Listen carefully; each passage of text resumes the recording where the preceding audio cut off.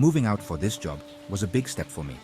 It meant leaving my comfort zone, my family, everything familiar. But it was a fantastic career opportunity, one I couldn't ignore. The city was a whirlwind of new experiences.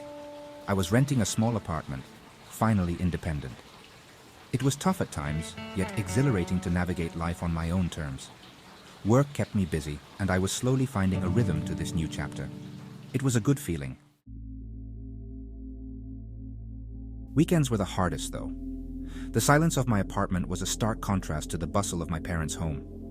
I missed our Sunday brunches, the playful banter with my siblings. I called my parents often, filling them in on my life, assuring them I was doing well. Part of me knew I was trying to convince myself as much as them. Still, I was determined to make this work, to build a good life for myself here. Then, I met Sarah. She was strong, independent, raising her son Max on her own. We connected at a local farmer's market. She was looking for the perfect avocado, and I may have jokingly offered an expert opinion. Her laugh was what drew me in. We started dating cautiously, aware of the complexities we both brought to the table. Max was a bundle of energy, and I found myself genuinely enjoying our time together. I hadn't introduced Sarah and Max to my parents yet. It felt too soon, too big a step.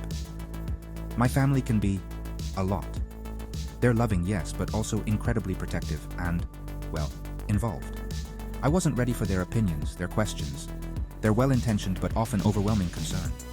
So I kept things quiet, enjoying the blossoming relationship without the added pressure.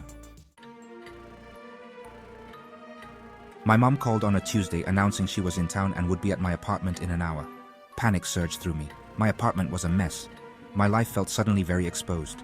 She arrived, all smiles and hugs, carrying enough food to feed a small army.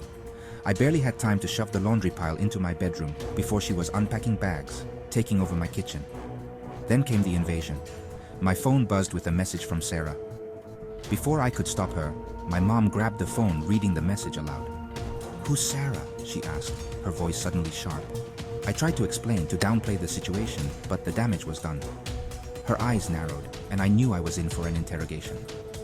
"A single mother? Don't you think you're moving too fast?" she said, her tone laced with disapproval. My carefully constructed world felt like it was crumbling around me. I knew her reaction stemmed from love, from a desire to protect me from potential hurt. She had always been fiercely protective, wanting the best for me. But her words stung, leaving me feeling suffocated and misunderstood. I tried to explain that Sarah and Max were important to me, that I was happy, but my explanations seemed to fall on deaf ears. That night, after my mom left, I paced my apartment, my anxiety spiraling. I understood her concern, but I felt trapped between my family and the life I was trying to build. I wanted her blessing, her support, not her judgment. The situation left me feeling emotionally drained, unsure of how to bridge the gap between my two worlds. Now, with a weekend visit to my parents looming, I felt a knot of dread tightening in my stomach. How could I navigate their questions, their opinions, without pushing Sarah further away? I wanted them to see her as I did, kind, funny, and strong.